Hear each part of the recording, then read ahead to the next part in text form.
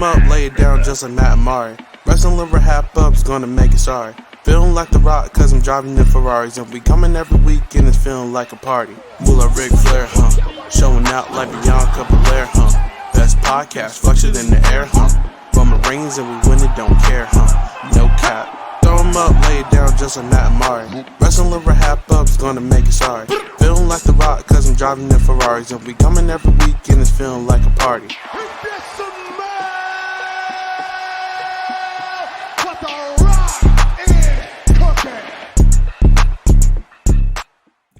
Hello, everyone, and welcome back to the Wrestling RHAPUp podcast. I'm your host, Mari Forth, and with me, as always, my co-host, Mr. Matt Scott. Matt, how are you? You know, lovely, Mari. I'm lovely. Happy to be here. Happy to be in good spirits. Happy to be a week from Wrestlemania. Come on. Oh my God! This time next week we'll be in Philly. We'll be in Philly. Oh my gosh! We'll be vlogging. We'll be vlogging, apparently. Yes. Yes, so. We'll probably also all be of the on things. Instagram Live for RHAP. Yeah. We'll be doing all sorts of stuff. And wow, this is big business. Well, not big business was the show with AEW, but a few weeks ago. But this is big business for us. And we have a big guest to join us as we get into it, like a wrestling luminary. Actually, I heard that our guest was on the last show for AWA, the Wrestle Rock show. He faced Mookie Lee. I don't know if you knew that, but I heard that. I heard it. I heard about that as well. I will also say this is a very special moment as I get ready to introduce our guest, Mari. A few years ago now, you and me talked about Survivor Cook Islands with the one and only Taryn Armstrong for about 5 hours straight. We had an RHAP record talking about it. One of the people who we celebrated within that is our guest today. So let me get into it. Making his way to the podcast. By the way, I barely have this intro written. Damn it. Hailing from New York, he is the guitarist from the band Forsaken. You know him from the CBS show Survivor Cook Islands. He's a martial artist, a charity fundraiser. He's too obsessed with fishdom, with steak, with beer.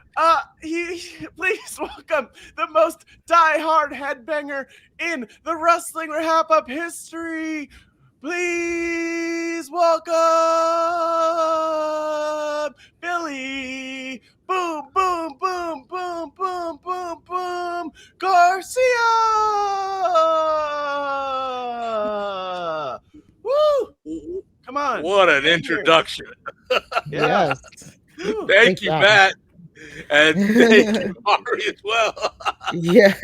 Happy to have you here, Billy. How's it going?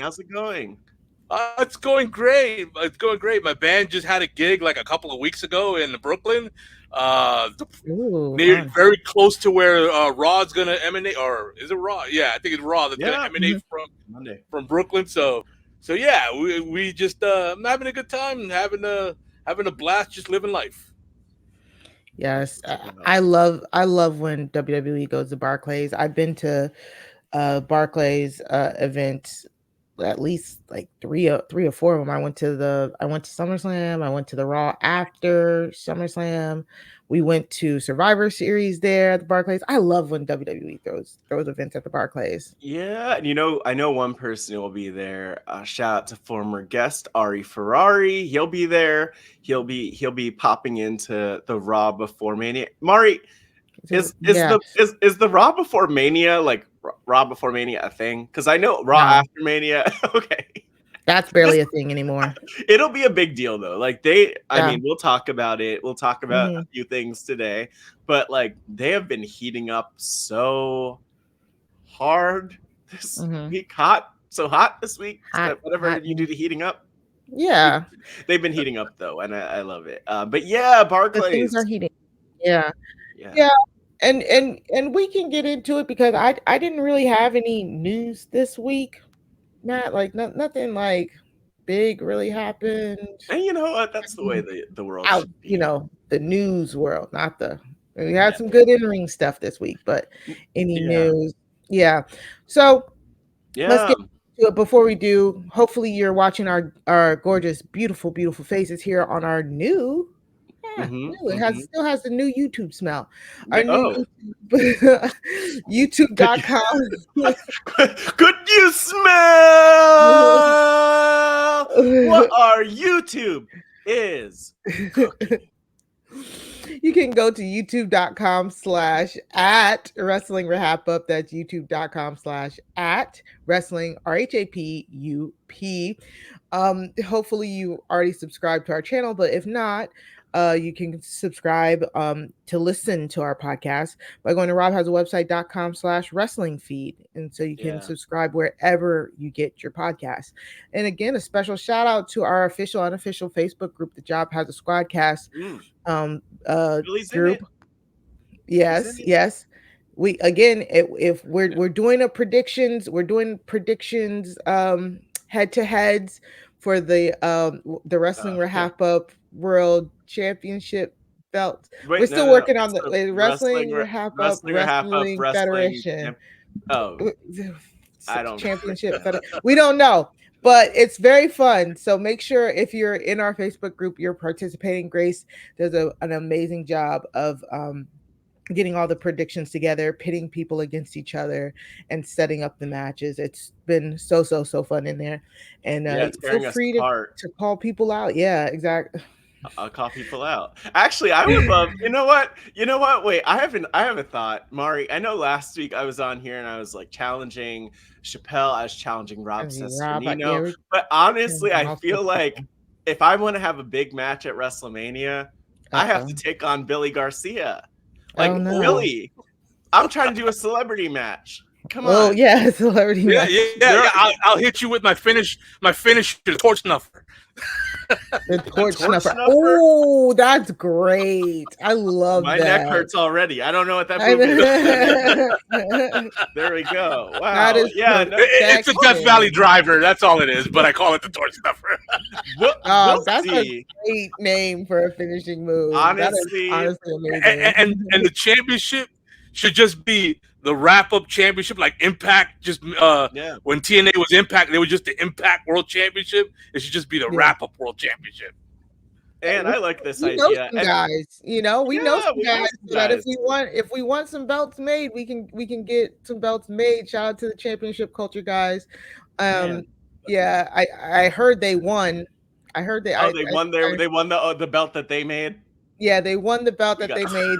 They narrowly beat us in 3-count trivia a few weeks ago, and they went on to win. So congratulations to those guys over there. And again, thank you to the Four Sides of the Rings for hosting us. Yeah, we love that. Doing wrestling trivia. That was very fun. Billy, we did a few rounds of wrestling trivia with we partnered up with another podcast, and we demolished in the first round, and we came so close in the second round, Billy. Like, we got screwed. Yeah, we lost by 2 points. 2 points. Like, what was the question that got you in the semifinals? Honestly, I can't even remember. All the questions. Because like it's little things. It'd be like they'd be like, how many reigns did I remember the one I think about Mari is like how many reigns did like Layla and Michelle McCool have together, which I remember looking at because the couple weeks before we did a women's themed one and we just gave a number. And I feel like, damn it, like we should have gotten that one because we knew it. We just had time pressure. It came down to a segment of the question segment of wrestling math. So like there were several different rounds of different things where you had like to guess the theme song, guess all this. It was great. It was neck and neck, and then the final round was math. And we kept getting the math questions wrong by like 1 or 2. It would be like add up the number, like what's the number of Randy Orton's championship reigns plus the number of Triple H's like add up all of the world title reigns of Evolution or something like that. Like who? Come on! Wow! Yeah. So well, at least with 2 of them, with Ric Flair, you got 16. With Triple H, you got 13, I believe. 13. And then Randy Orton. That's the thing. Randy Orton 14, yeah. And then the one that gets you is Batista. The one that gets you Batista. That was the one we got. Yeah. I couldn't remember if it was like. I thought it was like. I swear I thought it was like only 2 reigns, but I think it was like 5 or something like that. It was too many. Yeah, 5 or 6. Yeah. Oh no, they asked us a question that was like, how many different championships has Batista won? And we were like, yes, 5. Like we didn't know what we misunderstood. The question was literally how many different belts. Yeah. Right. So, okay. Championship. The belts. Yeah, not world championships. Yeah. So we did get screwed, but we're okay. We're here. And you know what? Like again, the redemption tour. Mari, do you know what your since we're just before we wrap up on this and go into stuff, like your wrestling RHAPUp championship match for the WrestleMania thing, right? Yeah. Two-way match, right? I think I got a rematch, right? No. Yeah, the triple threat. The triple threat. For the championship. For the championship. Yeah. I do want you to win as much as I talk.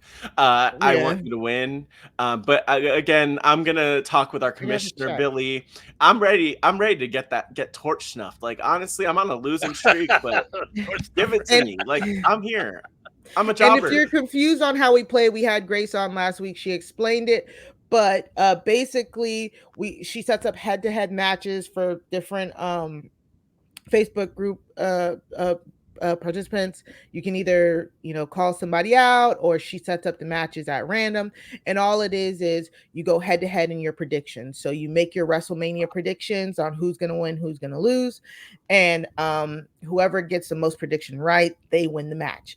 Now if you guys all have the same predictions or the same record, she always has a tiebreaker question, and whoever gets close to the tiebreaker question is what wins. So the tiebreaker question for Royal Rumble was, what is going to be the combined number for the men's winner and the women's winner? So the women's winner that came out at this, entrance number came out at this, plus the winner that. And then at Elimination Chamber, the tiebreaker question was, how long will the women's Elimination Chamber match be?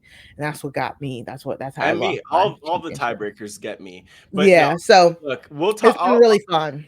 I'll reach out to Grace. We'll figure some things out. See, I'm fantasy booking this league because I'm like, do Billy and I team up against Chappelle and Rob?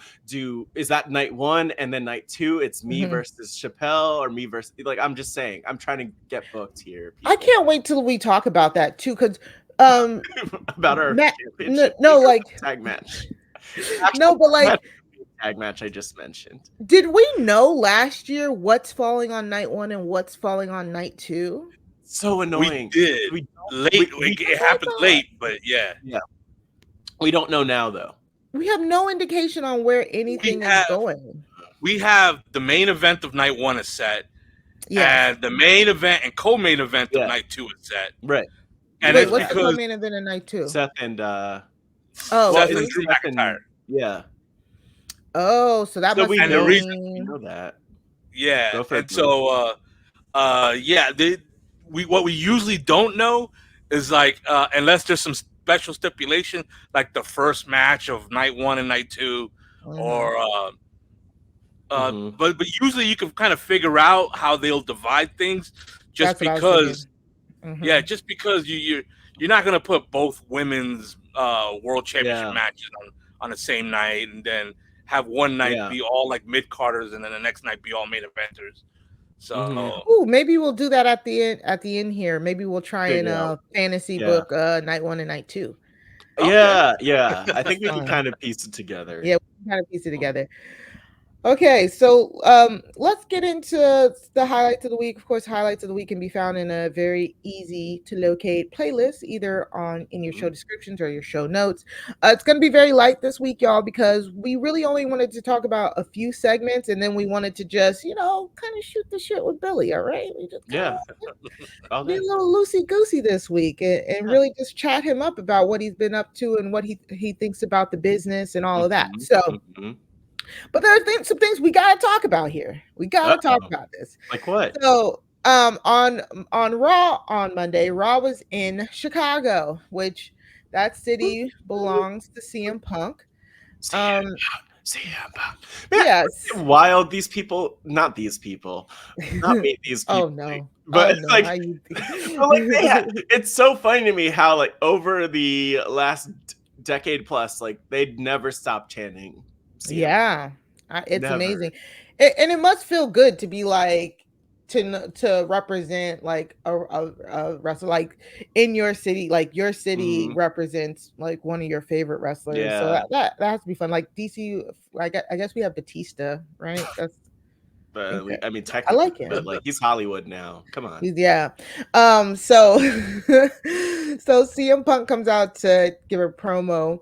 I said to insert himself in the Seth versus Drew match, which it seems a little mean to say because it was technically CM Punk versus Seth match that Drew kind of took over, but I that's the storyline, and that's what I love about the storyline. So I'm not gonna lie. Last week we got on here and we talked about how great the Seth and Drew storyline was, like finally, like really, like heating up. How it's finally getting time. How it's finally making sense. And then CM Punk comes out this week, and I'm sorry, I wasn't moved. I was like, wow.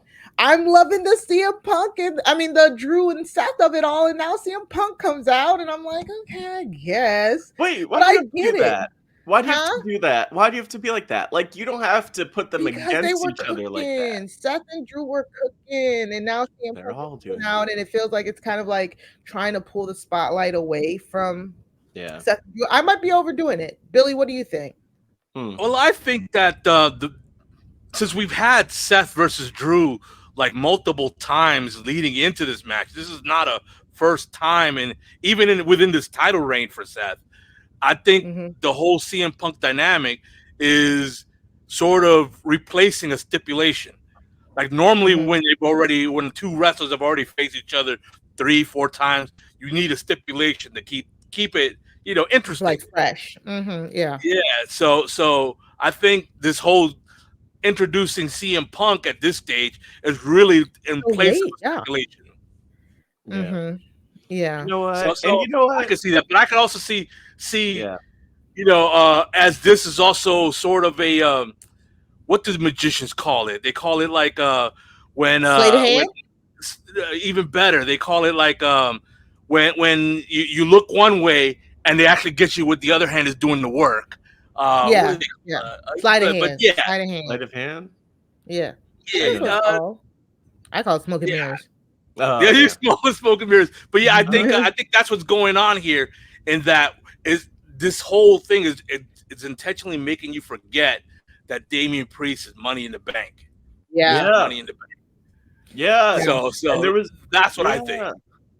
There was a segment on Smackdown where it was just Judgment Day backstage, and there was a lot going on there. But one of the things he was like, and he was Damian Priest like looking off into the distance, like, I need to do something for me. And then it just like zoomed in on his face. Yep. and the briefcase wasn't inside. I was like, oh no. Like very interesting, that Judgment Day segment. It's like they're all doing their own little thing, which is very, very interesting to me. But Billy, I agree. I think we said it last week. It's like I keep forgetting that Damian Priest has that briefcase, and I'm like, I think they're intentionally trying to make us forget. Which is cool, which is great. I just Matt, like CM Punk comes out, his unhinged promo style, him talking about his arm doesn't work, but his mouth does. Ask wife. I was like, dog, it was just a lot. Yes. Sorry, hold on. Yes. Oh. Yes. Wait. Yes. Yeah, he said, "Ask April." Shout out to AJ Lee. No, I did not hear it like that. It was all on the timeline. He went there. He went there. I heard. So all I heard is he mentions he's like, my mouth works, and then he said something about Netflix.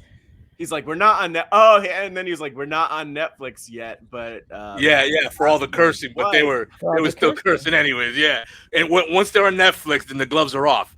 It's Attitude Era 2.0. But wow, I didn't know that. That was wow, I feel so dumb. I missed it. that man. This promo. So yeah, so nasty, talking about his mouth on the PG TV. Yeah, he was dropping so many Easter eggs. You would think he was the Easter Bunny. He was he was saying things like Drew said that he was the chosen one. The chosen one. And then CM Punk was like, "Who's chosen one? Who's chosen?" Knowing that it was already banned for anyone to bring up Vince McMahon's name on Raw or SmackDown. So he was trying to get Drew to drop Vince McMahon's name. Whose chosen one were you? You luckily Drew didn't fall for it. You just felt like everyone like, don't do it. Don't do it. Everybody puckered up. And that's the thing. So like for me, it's weird. That's why I have this like complicated relationship with CM Punk because like I said, I'm on the record of saying like I was not here during his heyday. I have no nostalgic connection to him. He is one of my husband's favorite wrestlers. But like maybe I could help you here. Do you know what the CM stands for? Chick magnet. Yeah, yes, I know it all. I know it all. It's just like Cookie Monster. It's just like his promo. It's a small level of juvenileness that like connects with a lot of people, which I understand. It's like it's just above the taste level line. You know what I'm saying? Like it's just I wouldn't even give it that much credit. I wouldn't even give it that much credit. You know what I'm saying? He goes for low hanging fruit. Let's be honest. Below the belt. Yeah.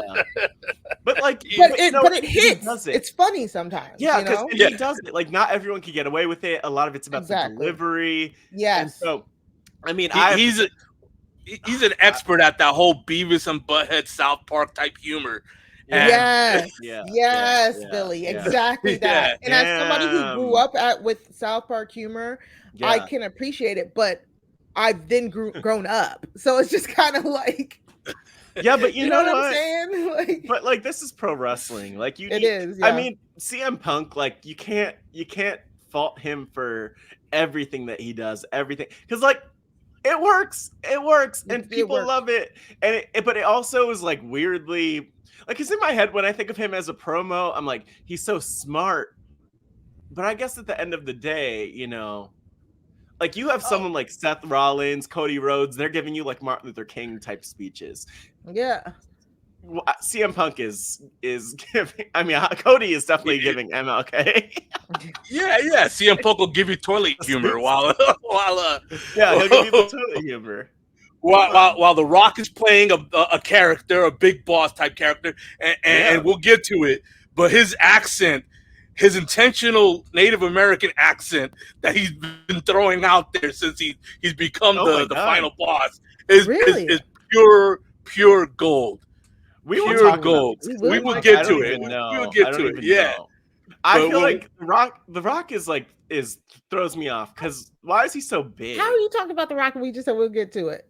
We'll get to it, but I'm like he's big. He has. I don't even know. I need to talk about how much I love that Drew hung in here with CM Punk though. Yes. Like I think he really, really hung in here with him.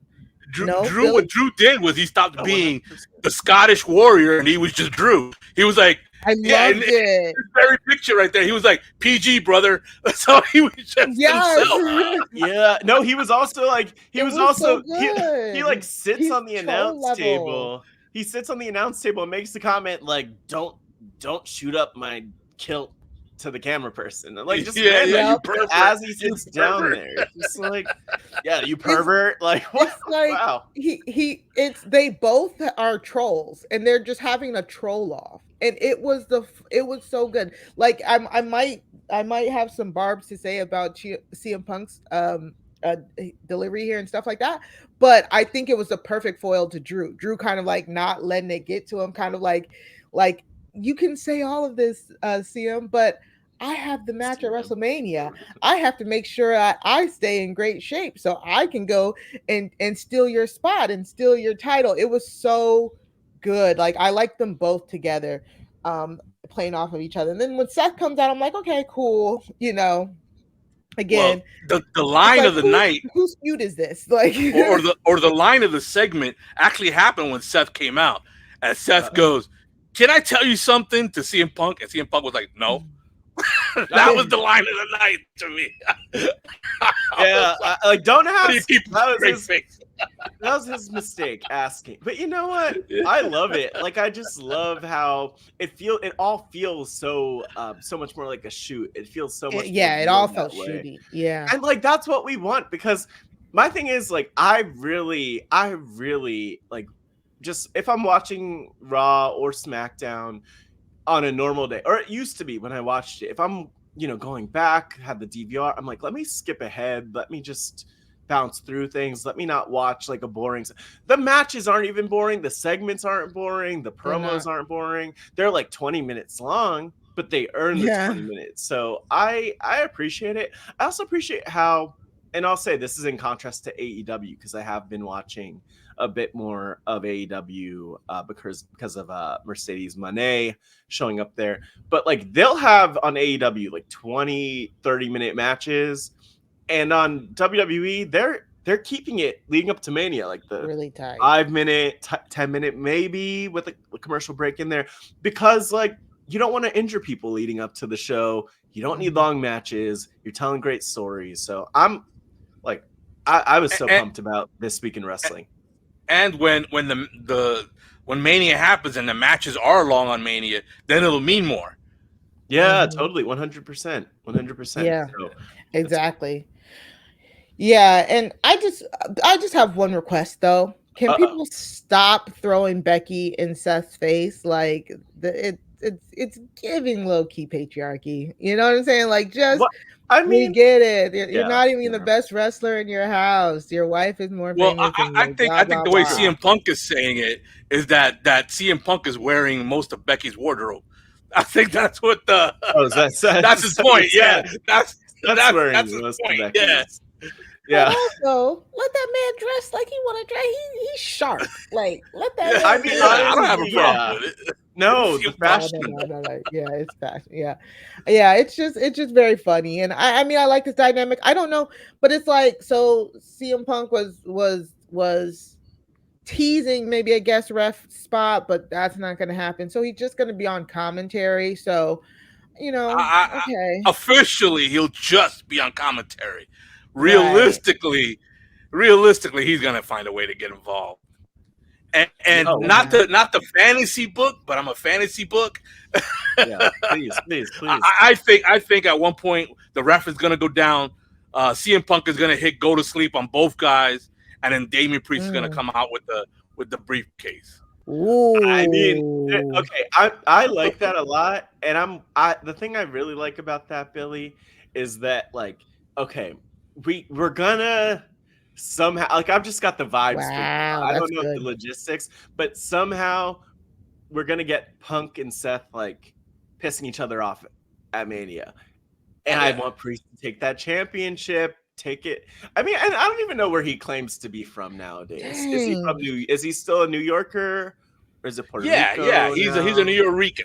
Okay, bring it. Okay, New Yorker. Yes, bring it home for the New Yorkers. So I'm ready. I'm pulling for it.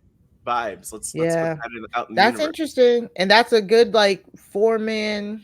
Like you can kind of really just like then do a whole bunch of little matchups to figure out who will be the number one contender afterwards. That'll be hot. Yeah, you probably could finish out the year with this round robin feud between the four of them.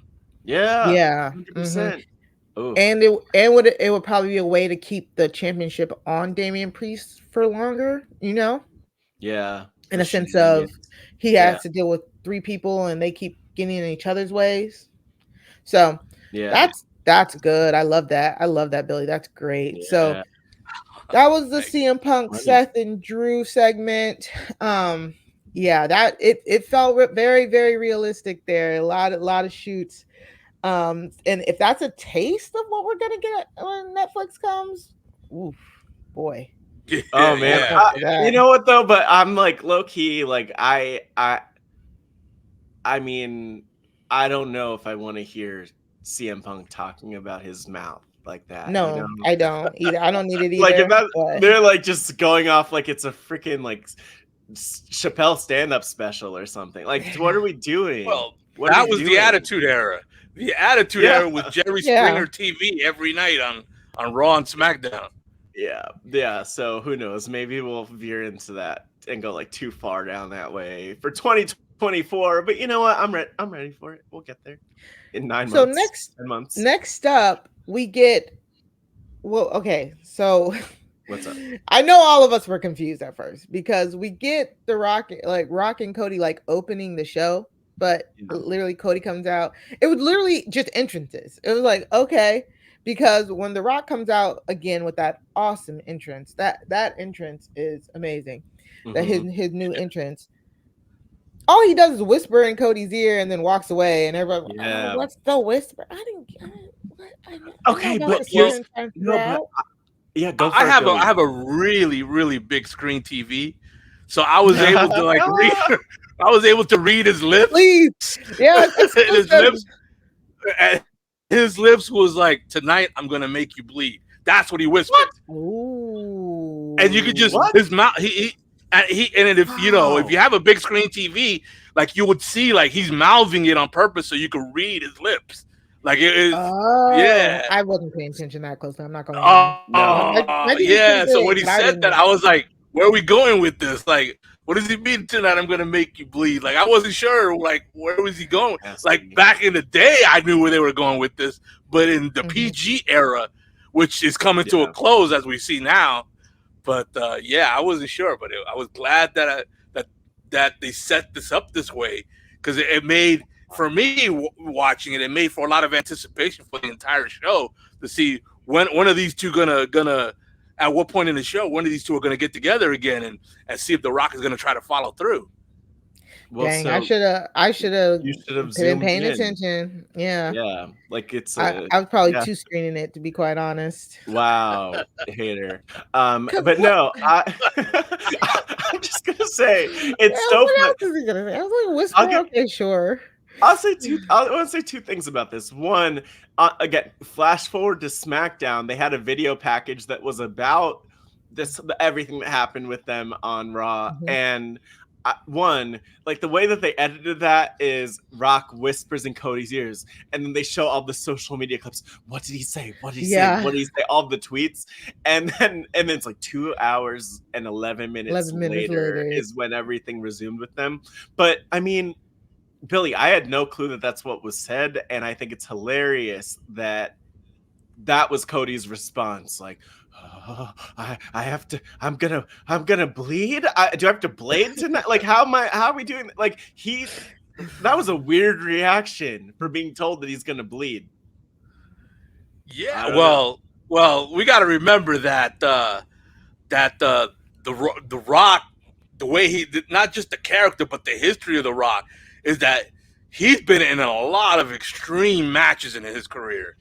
Like whenever I think of The Rock wrestling, like other people think of Rock versus Hollywood Hogan in WrestleMania. I think of Rock versus Mick Foley and all those chair shots. Yeah, chair shots to the head. Yep, in front of his family, in front of Foley's family. So that's what it comes to mind for me. So yeah, I think of a lot of extreme matches with The Rock, and so the fact that that's what we're gonna get that's what we're getting from him. We're getting that version of The Rock. Maybe amped to 11 now that he's the final boss. Yeah, I'm totally here for it. That's one of the things I'm most looking forward to this WrestleMania is how this is gonna play out. Same.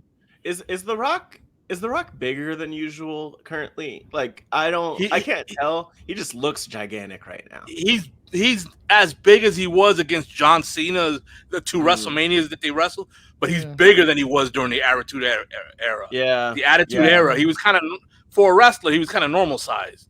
Yeah. It's like this is his version of a dad bod, like just thicker. Yeah.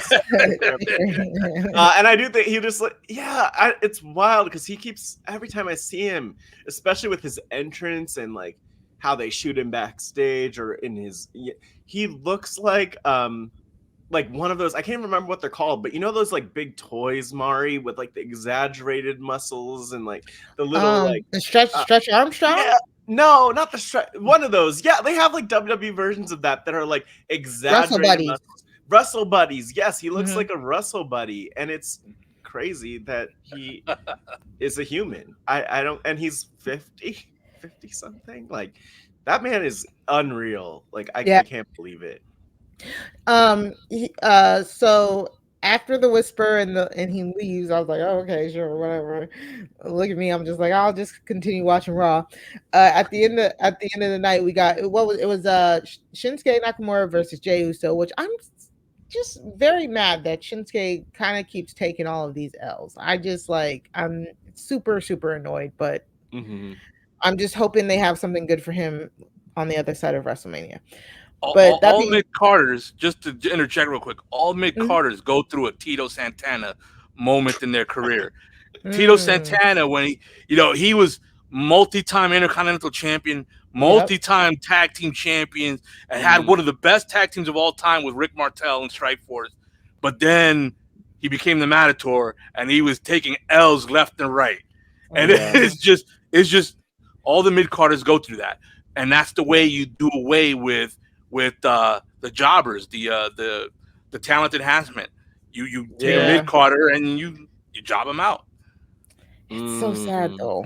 It really is though, especially like when now I'm just thinking of Tito Santana and all the times I saw him at like indie shows in New Jersey and all the things. He's great. He is great. Total star. But it's funny, like there's just like that little line between like even a Tito Santana and a Ricky Steamboat. They're so talented, both of them, but like they put one of them over way more than they did the other, right? One was the main eventer, and the other one was, the mid-Carter. And the mid-Carter puts over the main eventer. It's just the way it is. That's the business. Yeah. Yep. But yeah, you were saying, I'm sorry. No, it's okay. I was just saying, like, I love me some Nakamura, so it just doesn't work. Yeah. Wait, how do we get there? Because it draws out Jimmy and Solo. Yeah. That draws out Jimmy and Solo. Then Cody and Seth come back out. But is it a setup? Because as Cody's beating up, I want to say it was Jimmy, The Rock comes out, and this is where The Rock jumps him and does indeed make him bloody. They are outside.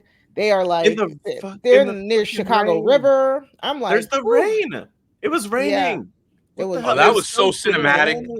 That was so cinematic. I wasn't even sure if it was real rain. I was like, this is too good.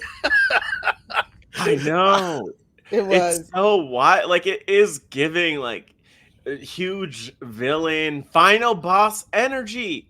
This was so Zack Snyder. I was like, is this the Snyder cut of Raw? Is that what we're watching? Yes. My God. The Snyder cut. And it was so long. I was like, oh my God, like.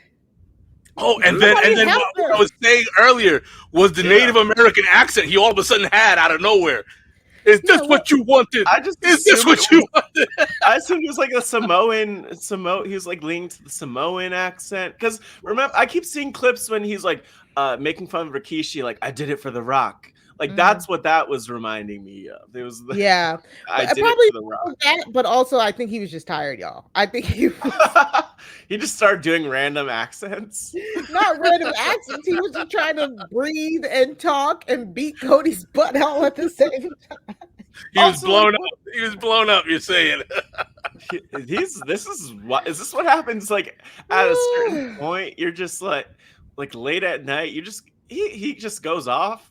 Like he just turns into this demon. It was crazy. He's like, what was he? He kept saying like your mama, something about your mama. Oh no, he kept the promise to his mama. Mama Rhodes. Mama Rhodes. He pulled out his weight belt. He pulls out his weight belt where it says Mama Rhodes on the weight belt, and then he takes the blood off Cody's head and smears it on the weight belt. And he was like and he made promise in a previous promo that he was going to do that. Yeah. And then give it to Cody Rhodes' mother at WrestleMania. Yeah. So wow, yeah. Billy, I know you wanted to talk about this a little bit. What are your thoughts on the blood and he was cursing? It was a lot of cursing. He dropped an F-bomb. He dropped an F-bomb. The full F-bomb. He's on the board. He's like, I can do whatever I want to. I'm gonna drop this F-bomb. He said 11:10 p.m. Let's curse. Let's curse it up here. That's true. Yeah. Billy, what do you think? what I think is that what The Rock is doing with, or not just The Rock, but this angle is doing, is segueing from the PG era to the new Netflix era that'll be like the new Attitude Era 2.0. And it makes sense that The Rock is involved since he was such a major player in the Attitude Era. He knows that era like the back of his hand because he co-wrote that era. And so I think that's what we're doing. We're in the middle of this 9-month segue into this because you know, if you do it like from one day to the next, it'll feel weird. It'll feel like it's forced. Yeah. True. You know, and we know how wrestling fans are when you ram something down their throats, like the way they turned against Roman Reigns' babyface run, and other examples of that. So we know you can't just ram it down the throat. You have to segue into it, and so that's what I feel like. All this cursing and the blood and just even the way it's being presented, the extra pyro. If you recall, they had cut down on the pyro for years. And now all of a sudden they've gone all out on the pyro. I really think that we're in a segue right now in this transitional period, and so they probably don't care if Fox has a problem with it because they're leaving that network altogether. And SmackDown is going to the USA Network and Raw is going to the Netflix. So if they do it on Raw, it's like, well, this is going away from even the USA Network anyways too. So they understand they can get away with more during this transitional period.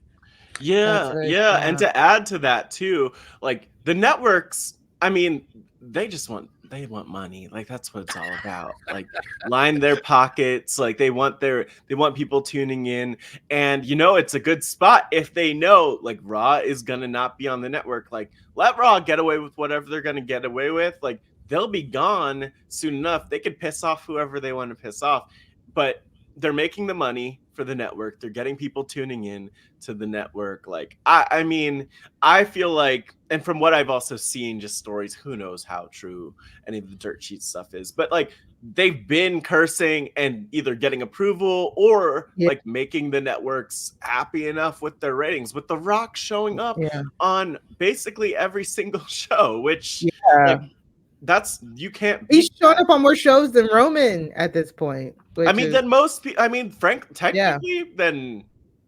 I mean, basically everybody, maybe other than Cody, because he's been on. Like, when's the last time The Rock wasn't on? I mean, maybe there was like a Raw a couple weeks ago, but like he is showing up every single time. I'm sure that he'll be at the Raw before Mania. I'm sure, like he's putting in the work, and he really does not have to do that for WWE. Like it's actually kind of commendable that you have someone at his level. He could just be like, look, I'll be at Mania. I know you'd want me, so I'll see you there. No. He puts in all of the work, including those ridiculous social media promos that we've talked about, like 20 minutes. He doesn't have to do any of it. So much. And I'm thinking Billy is very right. Like the transition makes sense, and it's just so weird to me. I when you brought that up again, that like SmackDown won't be on Fox anymore. It's like it feels like, the funny thing is, it feels like that move just happened. Like I'm like I'm so confused. Like how did that end that quickly? But they were on Fox. Didn't they get moved to Fox right before the pandemic? I think it was. Yeah. I mean, but 5 years. I can't believe it's been 5 years. I truly can't believe it. Like, I was dog, didn't y'all just sign that contract like 2 days ago? And it's like, no, it's been 5 years already. It's up. And we're still young. Look at that. Look at that. Yeah. That's what happens when you lose 3 years. But like, it's so interesting, and Billy reminded me, because I totally forgot about like all the streaming stuff, because it's still another year away. But it's just like the wrestling landscape is going to be so different now that like Raw is going to be on Netflix, SmackDown's going to go back to USA, and then I believe isn't NXT going to CW or something like that? Yeah. So it's like I don't think they'll let them cuss over there on CW. So I don't know. Thanks to NXT being its own separate brand, yep. Yeah, they're probably going to operate under a totally different set of rules. Yeah, they'll keep it light and poppy up there, I think. I also feel like it's like all about money for them. Like again, it's like who's gonna pay the most for NXT, and you know what? They might end up back on USA, like pop all over. Promotion. That's every wrestling promotion, right? I'm sure 100%. Impact Wrestling wishes they could get one of these major deals. I'm sure. In fact, NWA aren't they on the CW streaming service already? Yes, so they are. They are. And it's weird because I remember Billy. I'm glad you mentioned it. Billy Corgan, who owns the NWA, was doing interviews and like, we have a big announcement we're gonna make with the CW. Like, we're gonna be on the CW, and he ends up on the streaming service and not even on like the main network. NXT ends up on the main network. So I don't know what the deal was there literally, but it's wild how they show up, like how wrestling's showing up. And the thing I love, back to the Netflix part of it all, is like WWE is at a point where they have like all of their fan communities engaged so strongly that they could just show up wherever. Like they could be on, is Tubi still around? They could go to Tubi and they would bring millions of fans. Like they don't need, but the fact that they're on Netflix is gonna grow their fan base. Like for Survivor, we've seen that where people discovered Survivor through like watching Survivor Kage on Survivor. Brains, Bronze, Beauty, all that stuff. Micronesia, I think was David versus Goliath, like all of that through Netflix. So not only will this grow the fan base, but like I feel like WWE is just like, we follow the money, we show up, the fans follow us, and that's actually like super unique for a brand to have. I agree, but my what I'm afraid of though is I think the best thing about wrestling is watching it live, watching it as a community and tweeting it and all that. Like the live component of it is what kind of makes it special because everybody's reacting to what's happening live. Netflix has not shown that they can handle live streaming yet, like live. Again, as somebody who sat there and waited an hour and a half for the live reunion of Love is Blind season 4, like Netflix has not shown that they have conquered live broadcasting right now. So that's what scares me the most about Raw being on Netflix, because if anybody has watched the Traitors this year, the US Traitors 2, like on Peacock, which don't get me started on Peacock, but like on Peacock they say US Traitors 2 is gonna drop at 9:00, but then they drop it any time between 8:30 and 9:00. So people are pressing play at different times. So I'm pressing play at 9 or I'm pressing play or whatever, but somebody I follow on Twitter already pressed play 10 minutes ago, and they're like, "Oh, so and so just happened," and I'm like, "Well, like that's what I'm the most afraid of when it comes to putting wrestling on streaming, because we are podcasters, we are content creators, we love interacting with other people. Well, I know I do on social media while I'm engaging in the product. So anything that kind of tampers that or gets in the way of that is gonna be like a downgrade for me. I'm not concerned personally. I'm curious of your thoughts, but I'm personally not concerned because I'm just like, look, I'll let the billionaires figure it out. Like they'll like, oh, the Netflix isn't working. Like Triple H could pick up the phone, talk to whoever, Reed Hastings. Look, I don't know. I'm not. But the very thing that you were talking about, Mario, is why I stopped live tweeting Survivor. I used to live tweet it for years. But then, like, I would get almost every tweet that I would make, there would be a comment of somebody like on the West Coast saying, "Thanks for spoiling it for me, Billy." So I just stopped the live tweeting. I was like, you know what? Why take the joy away from somebody? So I feel you, but at the same time, it's more than just the WWE. This is a problem that's emerged across the board almost. Seems like it doesn't matter what show you watch, The Walking Dead or whatever, that it because it shows at different hours across the different time zones. It's just a problem in entertainment right now that hasn't been figured out. Yeah, but you know what? Like, I hope they figure out the Netflix streaming thing.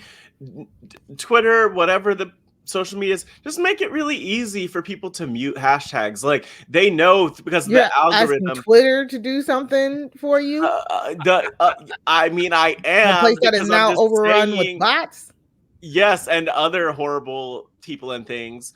But I mean, I'm just saying, people are using the show, the platform for this purpose. Like, literally just make it so it's like, oh, you're a Survivor fan, you don't get spoiled. Like, hit this little button, it'll mute everything. Like, the algorithm could do that. That would be great, I'm just saying, do I need to I need to trademark that. Yeah, call Elon, who I'm sure listens to this podcast, and take my advice. Elon's trying to get back into space, so yeah, good luck.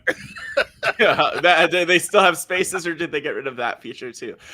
Anyway, oh my god, at we least gotta he's not talk about how on Smackdown, what happened? Paul Heyman revealed that Roman Reigns was the one who ordered the hit that The Rock did on Cody. He did. Do we believe this? Yeah, he said yes. By order of the tribal chief. That's what The Rock did. I don't know. Well, The Rock did acknowledge Roman Reigns live on SmackDown a couple of weeks ago. Yeah, he's like, I acknowledge you. So Roman's the boss. Roman's the head of the table. Roman's the head of the table. Roman's but how the tribal chief? He's the head of the table, but The Rock is the final boss. What's the org chart though? Like, where does the head of the table sit next to the final boss? Because I'm like, final boss doesn't sit. Oh, the final boss you got to think of it like video game levels. The final boss. These titles they feel clashy. They feel clashy to me. And then where do you add in like the CEO? Bringing Mercedes, is she at the table? No. There's no CEO, but there is a main event, and so you have to go somewhere else to be the main event. Yeah, I'm so confused. Yeah, I don't know. Jey Uso. So like, that's what I'm saying here. It's like we've been talking about this slow creep of The Rock inserting himself into. It's a slow creep / a big leap into this feud. Like this feels almost like a Rock and Cody feud. What is that doing to Roman? That's pushing Roman to the side. And wouldn't it be smart to be like, oh yeah, The Rock did all of that for Roman. Yeah, because Roman gives out the orders here. Yep, that's what happened. And I feel like Paul Heyman's delivery was even kind of like hinting at it. I'm seeing a shift here. I know we'll probably talk about it in our preview podcast, but it's like, is there tension between the tribal chief and the final boss here? I think there can be. Billy? I think here's some more fantasy booking. Please. I think that The Rock and Roman Reigns will probably win their tag match, making it Bloodlines rules. And then during the Bloodline rules, when The Rock shows up to save Roman, he doesn't save Roman. He takes out Roman. Cody wins the title. And then WrestleMania ends with The Rock saying, or maybe not ends, but just before the end, The Rock will tell Roman Reigns, the tribal chief is nothing compared to the final boss. Yep. I'm the guy at the top. This is my company. And so you'll get The Rock and Roman Reigns probably at Saudi Arabia or one of those pay-per-views. Maybe. Yeah, or SummerSlam, right? Like one of those, because that's where I'm. But yeah, no, we're getting that. But like the thing that's wild to me is like we need to also get, because they're like, I love how when the year began, we weren't thinking, oh, I want to see The Rock versus Cody, but we need to see The Rock versus Cody at some point too. That's so it's like, how do you get there, but also set up The The Rock and Roman when Cody and Roman are on the same side? Because The Rock has to beat Roman to get to Cody. Ooh. I like that. I like that. I like that. I mean, it's true. If Cody wins the belt, I mean, yeah, it's kind of true. Yeah, yeah. Of course, Cody's gonna finish the story. Of course, he is. Yeah, this is a 2-year story. I don't think they can get a third year out of this. I think they're squeezing the last drop out of this lemon. Yeah, and it's a great drop. Don't get me wrong; it's a delicious drop. But I don't think they're gonna get another year out of this story. No, and end on a high note. I mean, look at the bloodlines. I mean, and this is the bloodline story, right? But like, look at the bloodline story overall. Like, just up and down, like ebbs and flows. Like it's hot now because of everything with The Rock and Cody. But Mari, you referenced how Roman is so much in the back seat. But like, end it. At least end the Cody story. I don't even know if the bloodline could like ever end at this point. Like, there's always gonna be some version of it, like NWO, you know. Now, I think it'll end with Rock versus Roman. I think that'll be the end of the bloodline story. I would love that. Yeah. And so, we gotta take a quick break. We gotta take a quick ad break, and we'll jump right back in. Stay tuned. We'll be right back. Okay. Yes. So, I mean, the bloodline, I don't even know, man. That's why I try not to predict, especially the bloodline story. I try so hard not to predict it so far in advance because they're just honestly masters of their craft, you know, between Roman and Paul and now The Rock here. Like, I'm just trying to take it one chapter at a time, and I really just want to see how WrestleMania shakes out. Does Cody finish his story? Where does that leave The Rock and Roman? Now, so if Rock and Roman are at each other's throat, do Jimmy, Solo, Jay, do they gotta pick sides? Like, yeah. I think we saw a hint of what's gonna happen with Jimmy and Jay when they were in the ring facing each other, and Jimmy or Jay was saying to Jimmy that I miss you, man. So I think after their WrestleMania bout, I think that's probably going to be the only match between the two of them, and then they're gonna reunite. And I don't think they'll necessarily be a tag team because Jay is having this tremendous run as a singles wrestler. But I expect the trio of brothers to reunite over on Raw, leaving Roman alone with just him versus The Rock, and that'll essentially be the end of the bloodline. I like that. Me too. I like that. Okay, we gotta move on. We have to. Okay. We do, because we gotta get to my favorite. Me too. I hate to say I told you so. I lie. I love saying. Who are you saying that to? I feel like we've been telling everybody, to the listeners, everybody. I need a smash cut of me talking about this match before Rumble. Really? I'm telling you. Jade Cargill makes her official Smackdown debut. Nick Aldis, I mean, talk about making somebody feel special. Nick Aldis gives her the ringside introduction. Her entrance, y'all. It was so good. Oh my God, I love a good entrance.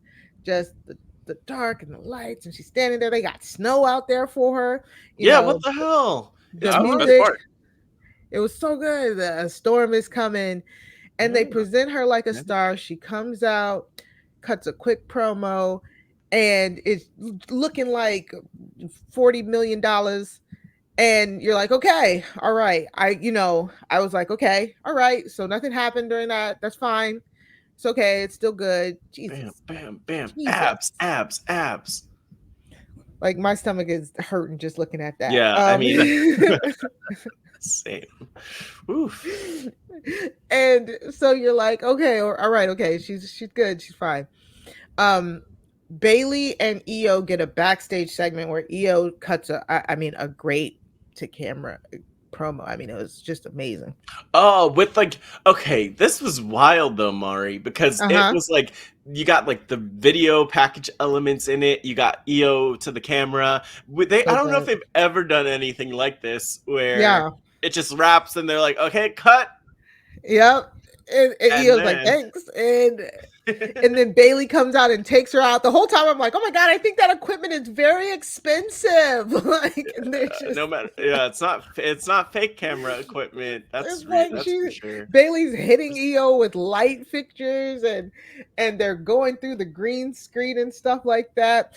Another brawl to echo what happened last week where Io takes out Bailey before the match, which all of this is very smart to me because it's like, it's a way of getting rid of like a number in like a smart way that doesn't feel forced.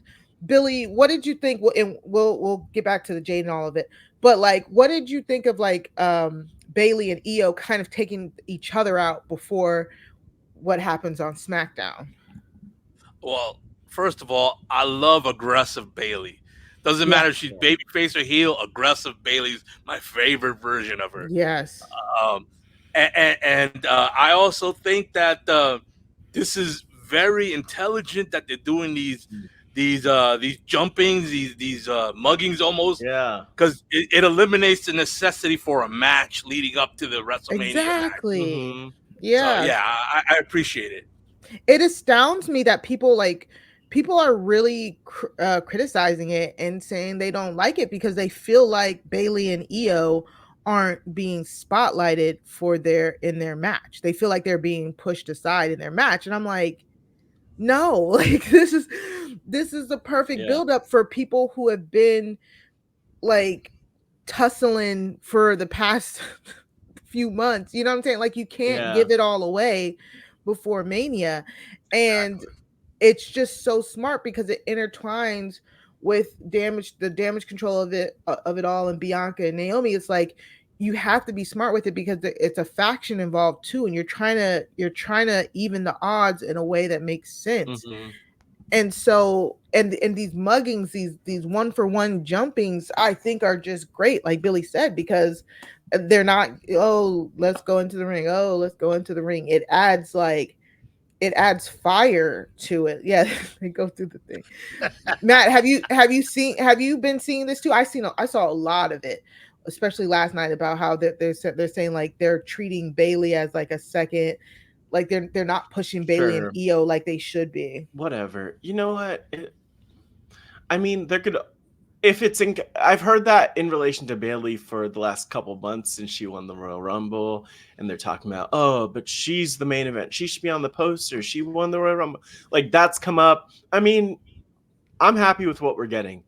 I don't really care that much because the story's so good. Like everything, and it's so realistic and intertwined. Like if you think of a superhero movie, you're not just gonna get like the main bad guy versus the main good guy, or the main like villain versus the main hero going up against each other. You get like the sidekicks, you get the other intertwined relationships, and then you get to the point where like no one else is between them and they're going head to head, face to face. Like I like it because it adds a lot of elements and a lot of energy leading up to Mania in a way where they've often like failed to do that. Like, what do you want? Just a promo of the two of them in the ring yelling at each other? No, exactly. I love it. They're ripping shit apart. Like they're breaking expensive equipment. I'll say this. Oh yeah, that's true. But I'll say this: the fact that Io and Bailey are making people care so much that they're complaining about not getting more. Yeah, that's 100%. What you want in as an entertainer, no matter what facet of entertainment you are. As a musician, I don't want to be out there to the point where people are like, is this ever going to end? You want to leave, making people feel like, I wish they'd have played another song. That's true. I mean, so that's the situation too. Doing. Yeah. That's what they're doing. They're saying, I wish they were they were showing more. I wish they were on the poster. I mean, no offense to Rhea and Becky, but I don't hear that about them. Are they all over the place? I mean, yeah. No, but that's a great point, because it's like look at everything with Cody, where we had the "We Want Cody," which led into what we're getting now with Cody being at another level, and back like on top, the main featured performer, arguably in the company, maybe not even arguably. Like we're getting that here, where leave them wanting more, and then give them more eventually, but you can't give it to them immediately. So I mean, wrestling's hot, and I don't know. And I'm just happy that we're getting the story we're getting, and then the couple of matches, 2 matches at Mania out of this story too, which is going to be cool. Exactly. So after Bayley and Io take themselves out, Bianca has a match with Dakota, and the match was matching. Okay, like they actually went 10-15 minutes. I was saying last week, like I don't know, because I love Dakota Kai so much, and she's gotten injured so often that I'm just like, oh god, like I just want to like how's her knee doing? Yes, I was like, I wasn't sure if she was like legit like cleared, because even once they were saying she was cleared, she was leaving Bayley off the tag team. It felt like she wasn't taking as much bumps, but they had a whole match and it was just really good. The both of them, of course. I mean, Dakota showing us why she has all the different kicks and stuff like that. And they get a match. Bianca wins clean. Nobody is out there until Bianca wins. Then Damage Control comes out to beat Bianca. And then Naomi comes out. I didn't even talk about the amazing promo that Bianca and Naomi did, where they backstage. The backstage one. Oh my god, there's so much. I love this story so much, guys. I'm sorry. We've been talking about it week after week, but I don't care. I love every single person who is a part of this feud, and they built it so well over the last couple months. But like Naomi and Bianca in the back being like, yeah, I got your back, girl. They had the amazing Baps reference to after Baps just came out 27 years ago. It just had its 27-year anniversary. And if you want to hear more about Baps, you can go check out the recap kickback. Me and Chappelle talked about it. Plug, yeah. Yeah. But I say all that to say that this was great. Bianca is getting beat up. Naomi comes out. She gets beat up because at this point it's still 3-on-2. It's still the Kabuki Warriors and Dakota.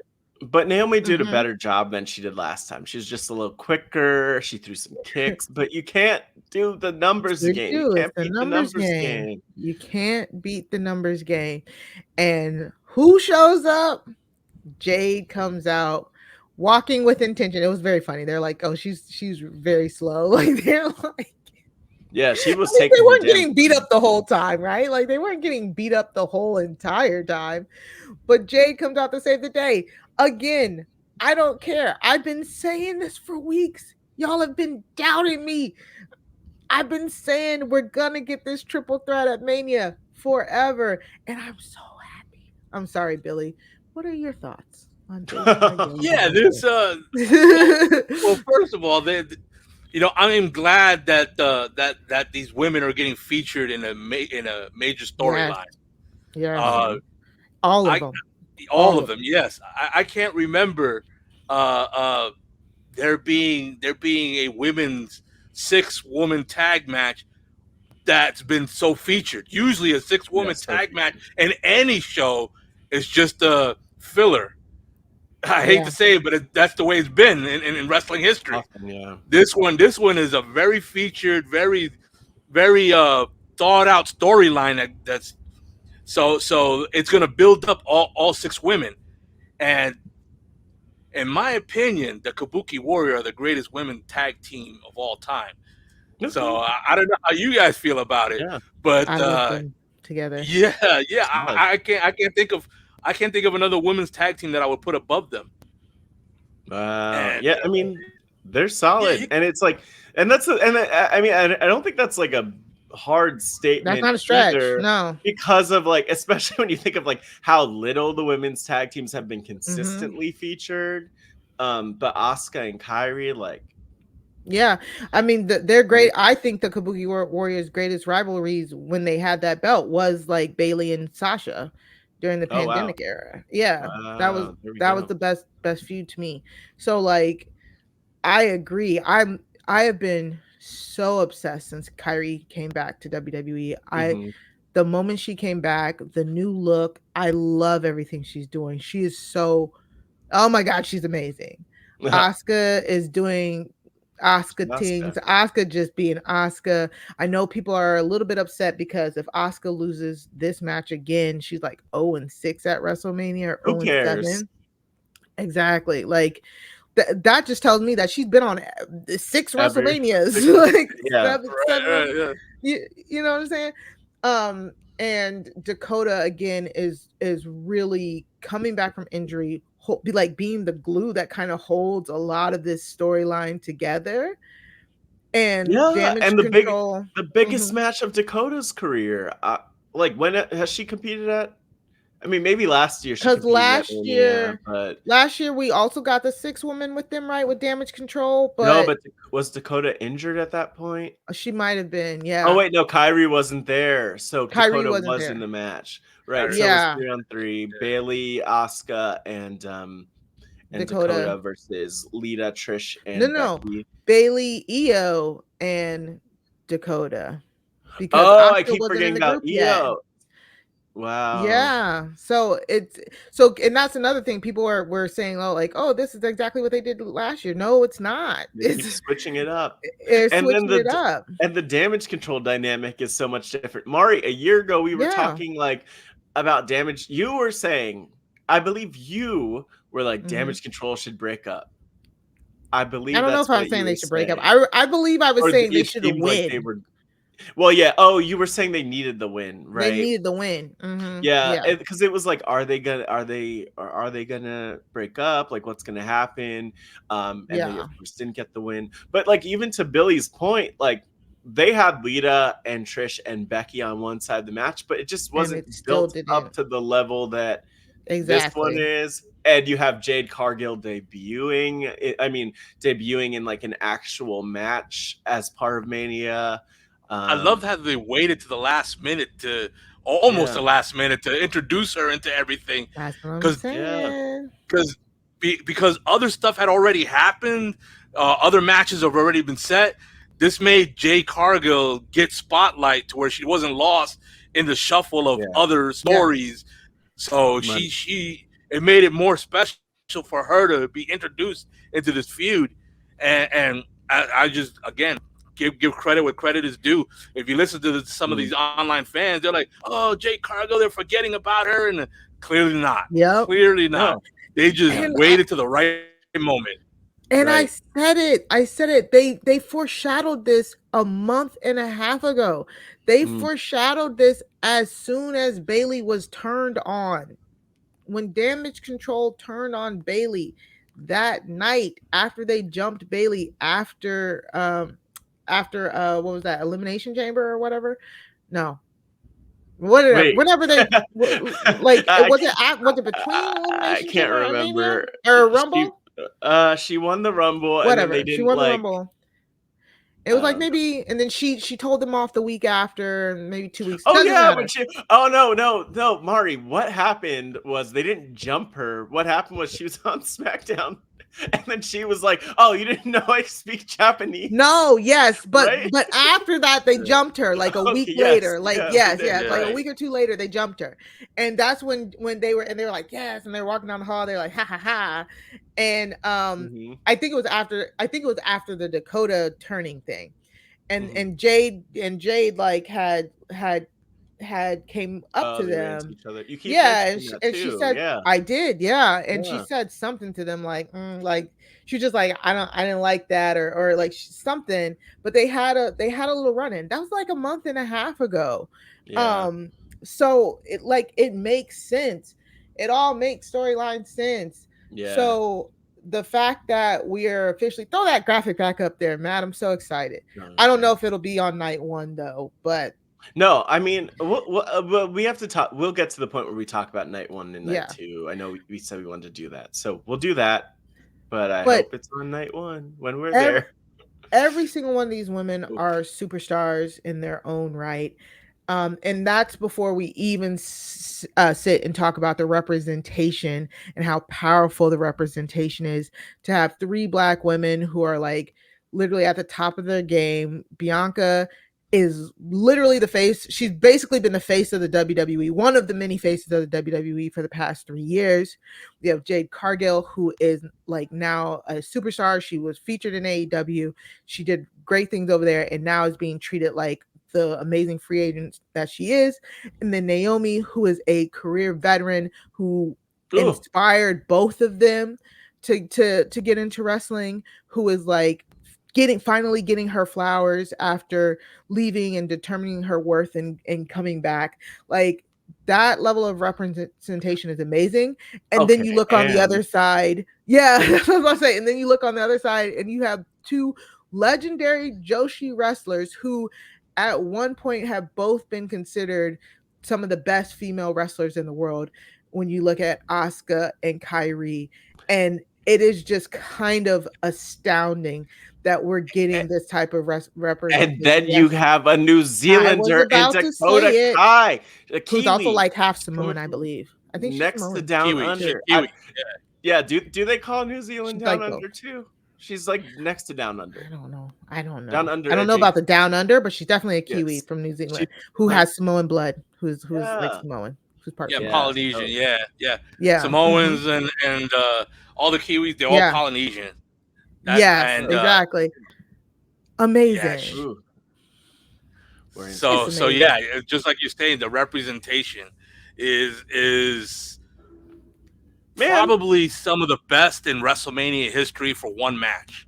Yeah, exactly. And it doesn't feel throwaway. It doesn't feel like it's tokenism. It doesn't feel like it's, participation. It is like we are literally pushing these women to the moon, and I just can't wait to see how that match turns out and how like the aftermath of it all kind of turns out as well, because there's no way, I don't think you get more iterations, you don't get more story, you don't get more, and eventually people turning on people, Yeah, so, but you know what, Mari, let me just say, like kudos to Billy Garcia for joining us as a pioneer in putting out representative TV. Survivor Cook Islands. We know, some people said it was the race wars, but like it literally took Survivor 15 more years to like get to that level of diversity on a regular basis. And casting, so I'm saying like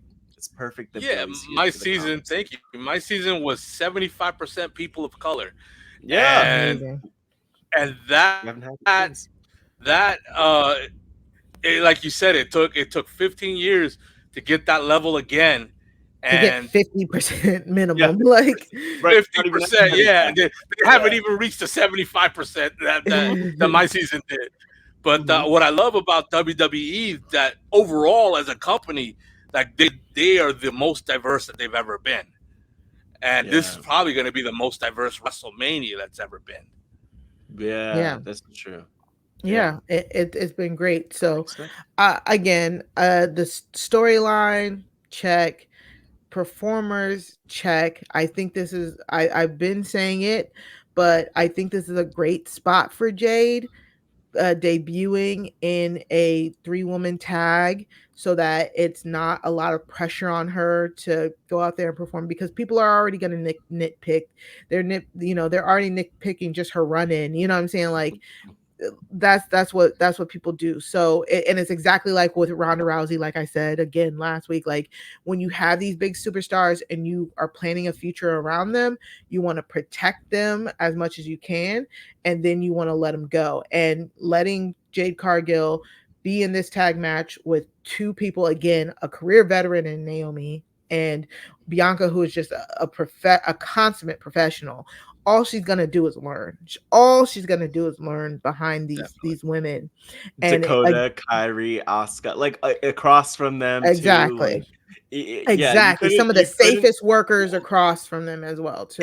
Any of us could debut in a match at Wrestle. In fact, I mean, Mari and I will be there. I'm just saying, Billy, I know you have the wrestling experience too. Like, I'm just saying, maybe one of us will, like, if one of us were in that spot, how could you fail with all of those people surrounding you who actually know what they're doing? Exactly. Well, using the tried and true method of my mentor, Johnny Rods, if I were to fantasy book this match, Jade Cargill would be the hot tag. So she would never 100%. take any offense from any of the other wrestlers on the other side, from the Kabuki Warriors or Damage Control as a whole. She would just get the hot tag and beat everybody up. And Bianca and Naomi's job is to get their butt kicked to make that hot tag be even hotter. Yeah. Ooh, exactly. Pretty good.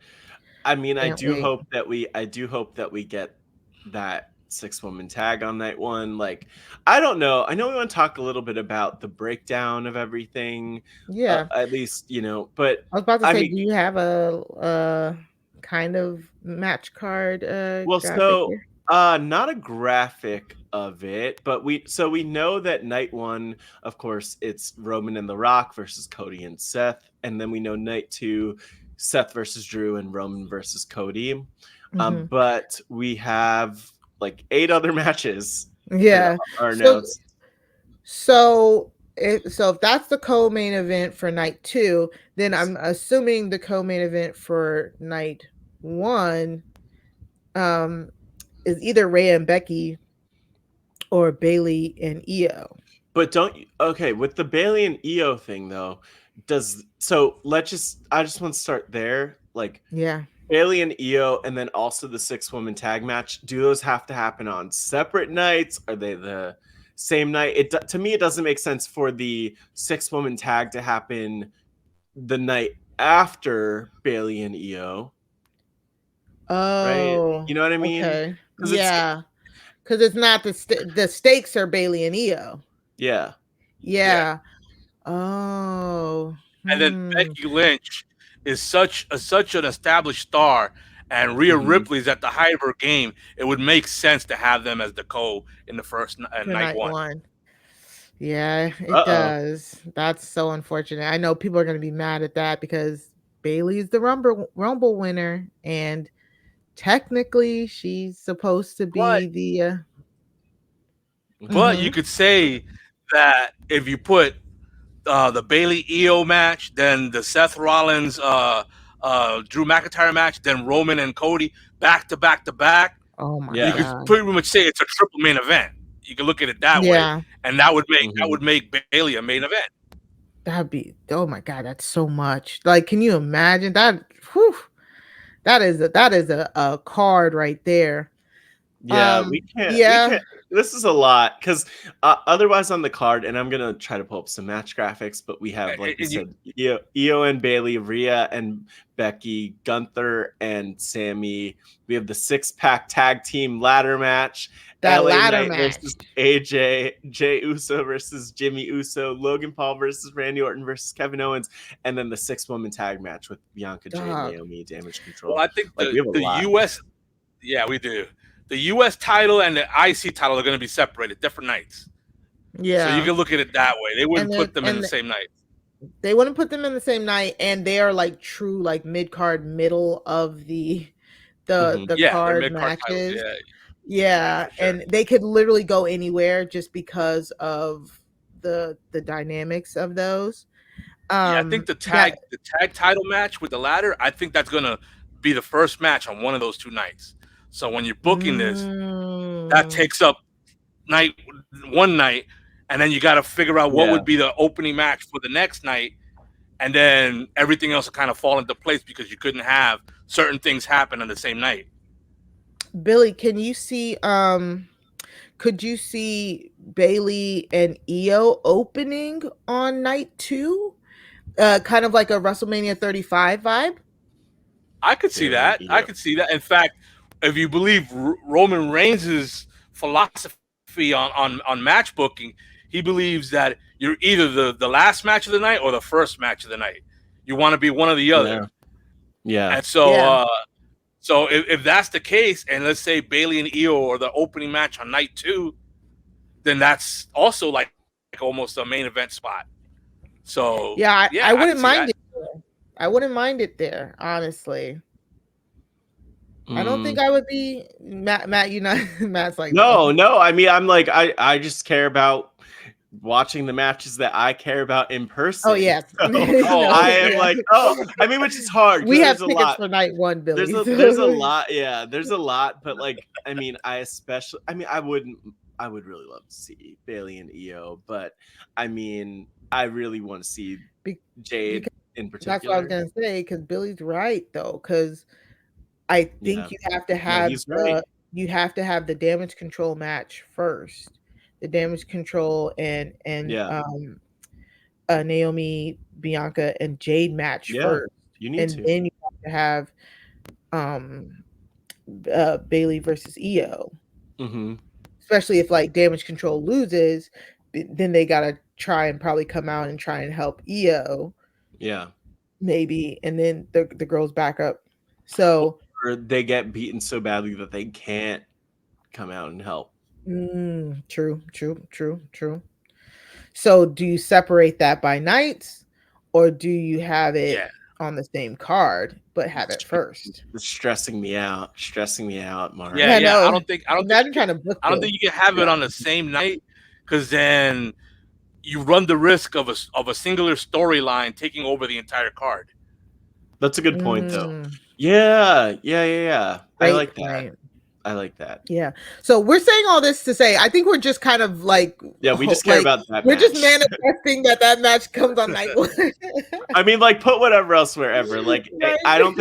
I know Mari and I aren't so invested in like AJ. I mean, like, so first of all, AJ and really, LA I agree with you on the tag team ladder match.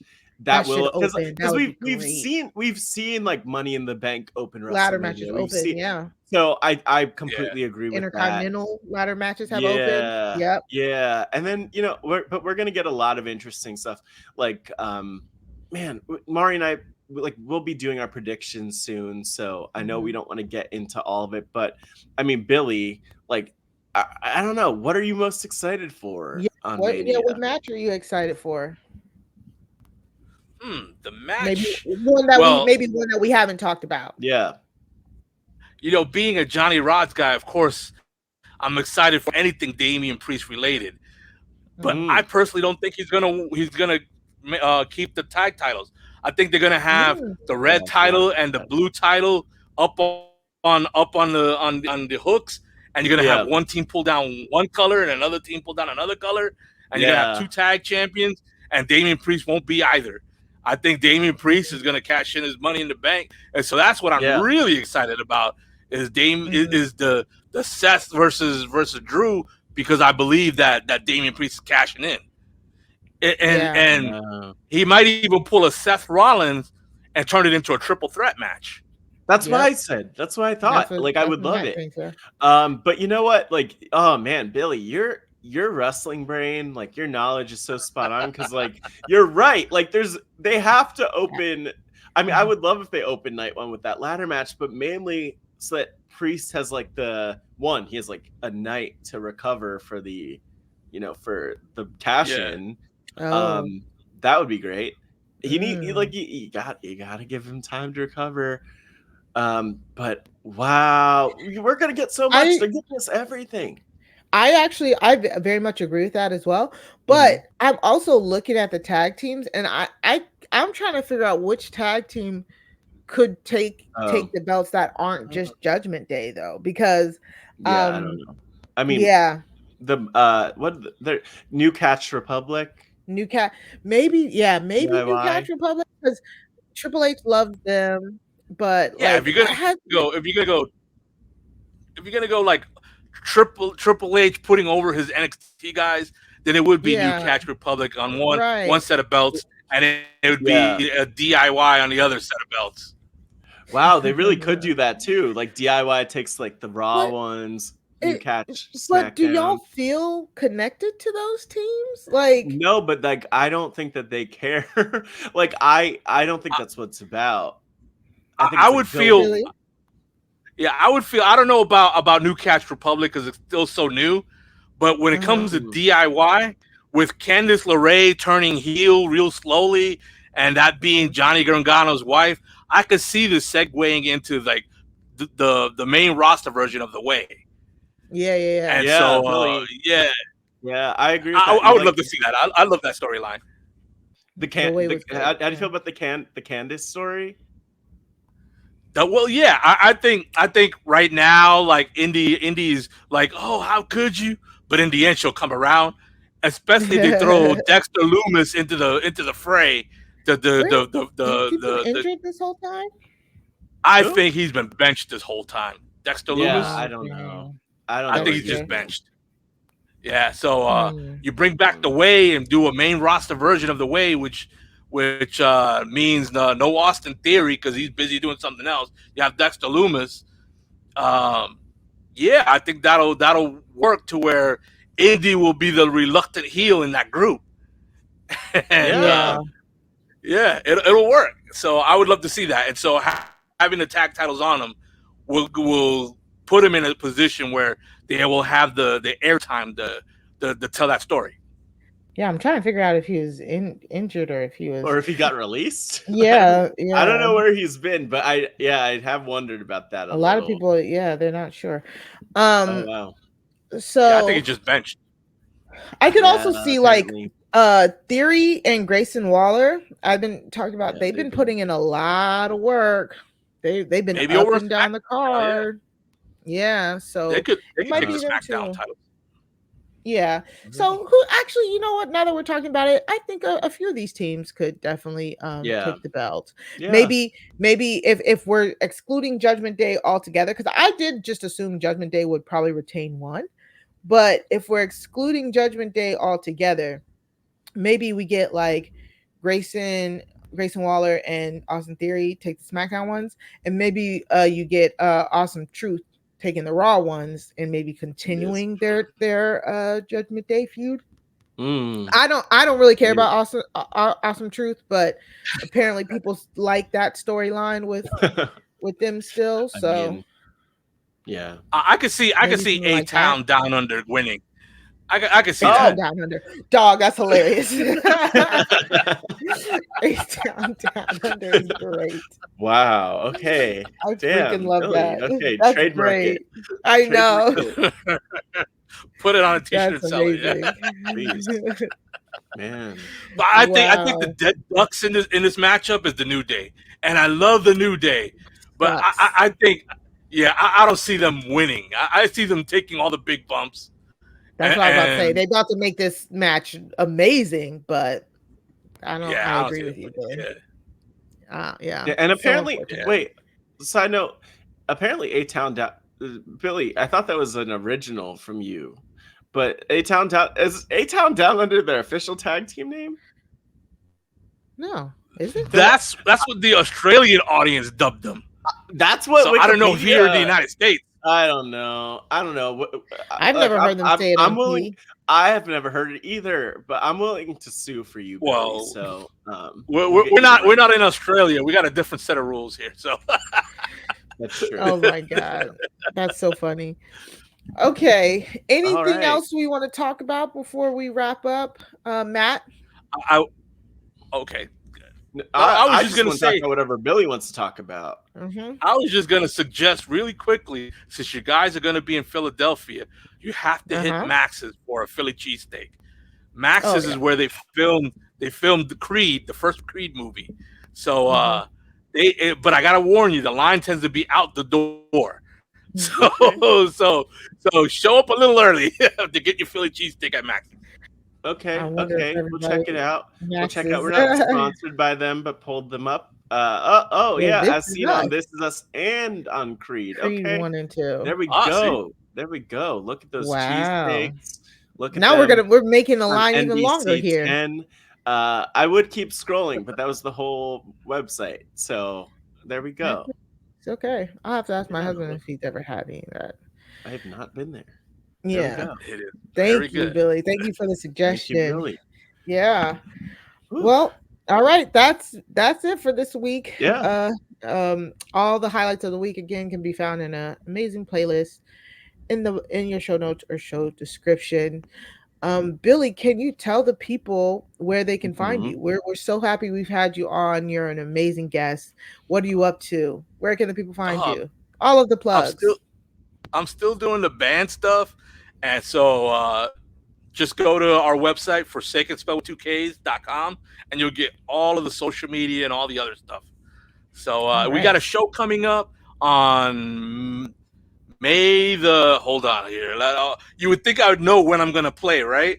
But we're playing Arlene's Grocery in Manhattan. So this will be our first show of the year in Manhattan. It's been a little bit. And we're playing on May the 9th.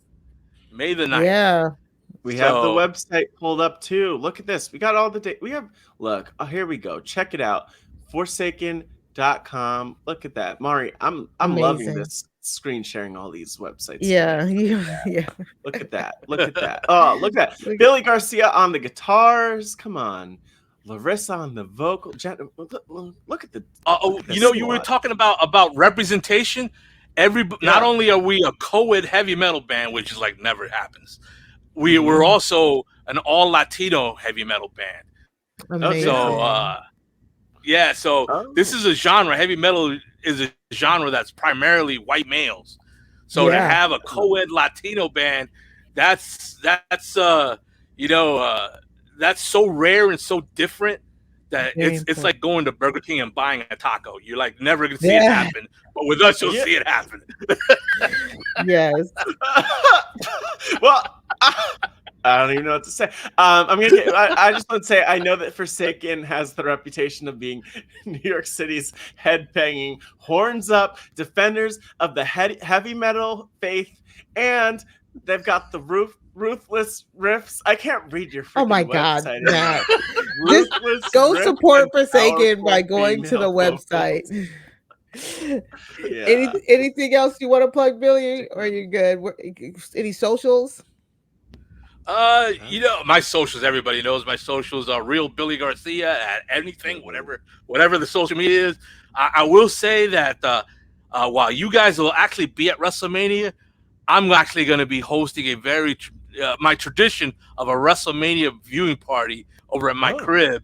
So it's going to be wall to wall Garcia family at my crib while watching both nights of WrestleMania, enjoying all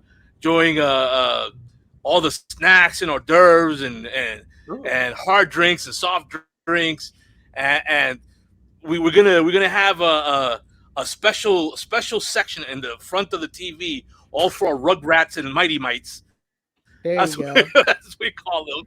And it's gonna be one hell of a night that I probably will not post pictures of because it tends to get a little rowdy. Wow. Okay. Damn. The best WrestleMania party, the best WrestleMania weekend event is happening in your home with your family.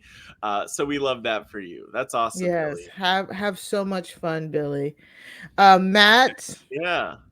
Where can people find you? What are you up to? They can find me at Matt Scott GW on the social media. And you know what, Mari? I'm just happy to be here. That's what's about. We talked about before. I was recently on your other show where you basically cheat on me podcasting wise, but it's cool. I love Sarah Carradine. It's a thing. I'm fine. We could all share. I don't know. Anyway, it is Crime Scene. We did a great episode together, so I know you'll plug Crime Scene. You could also always listen to my show Pod Friends on RHAP, robhasawebsite.com/Pod Friends feed, where I interview people in the RHAP community. So a bunch of episodes in that back catalog. And other than that, I'm just getting ready for Mania, Mari. I'm stretching. I am figuring out what Mania weekend we'll have in store and time in Philly we'll have. So we'll see. But that's all I'm up to, Mari. And I know the people really want to know where they could find you. Well, like you mentioned, me and Sarah Carradine bring True Crime Tuesdays to RHAP with the Crime Scene podcast. This week, we did drop the Can I Tell You a Secret podcast with the very own Matt Scott. We had a lot of fun talking about the UK's most prolific cyber stalker, Matt Hardy. Yes, Matt Hardy. His name's Matt Hardy, Billy. His name was Matthew Hardy. Wow, it's wild. Yeah. Yes. So go check it out. We had a great discussion. We had, we were blown away by the story. So you can go to robhasawebsite.com/crime feed in order to subscribe wherever you get your podcast. You can also find me over on the Recap Kickback with Chappelle. We just wrapped up our bracket season. We did some March Madness brackets where we decided the number one Black TV theme song. So it was 2 weeks of going back and forth, picking between this theme song versus this theme song, and we finally came up with one. And if you want to know who won, you got to go check it out. But also after that, we just dropped the Freaknik documentary review. Freaknik, the greatest party never told, on Hulu. It's an amazing documentary about Freaknik, the legendary Black spring break festival in Atlanta that was thrown in Atlanta from 1983 to 1999. And we talked about it with our amazing guest Tyrone, who had went there when he was not age appropriate to do so, because Tyrone is not that old. The numbers don't add up. They don't add up. 5.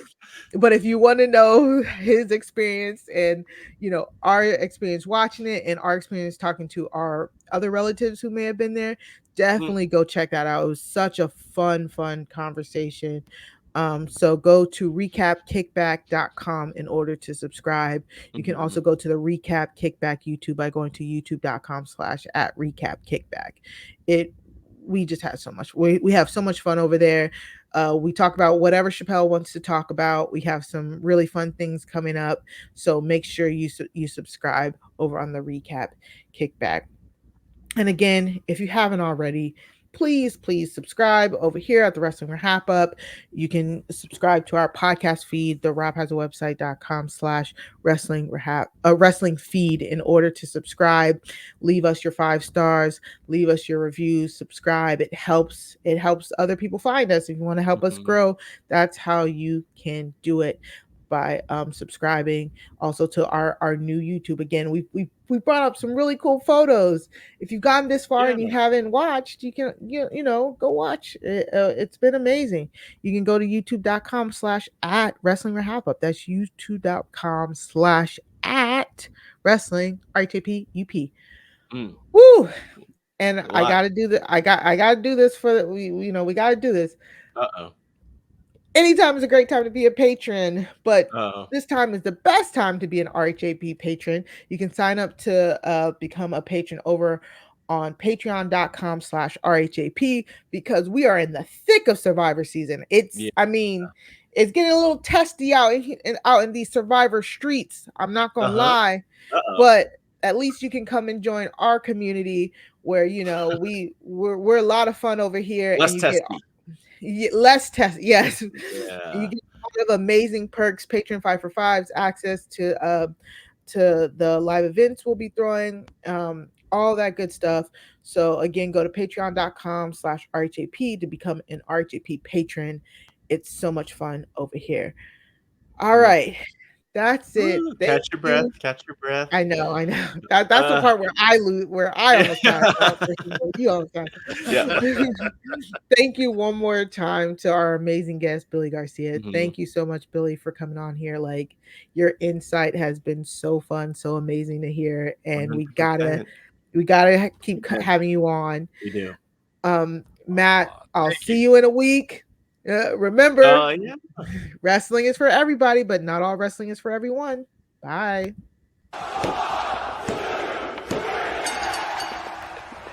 Throw 'em up, lay it down just like Matt and Mari. Wrestling RHAPUp's gonna make it sorry. Feeling like The Rock, cause I'm driving in Ferraris, and we coming every week and it's feeling like a party. Pull a Ric Flair, showing out like Bianca, best podcast, flush it in the air, From the rings and we win it, don't care, No cap. Throw 'em up, lay it down just like Matt and Mari. Wrestling RHAPUp's gonna make it sorry. Feeling like The Rock, cause I'm driving in Ferraris, and we coming every week and it's feeling like a party.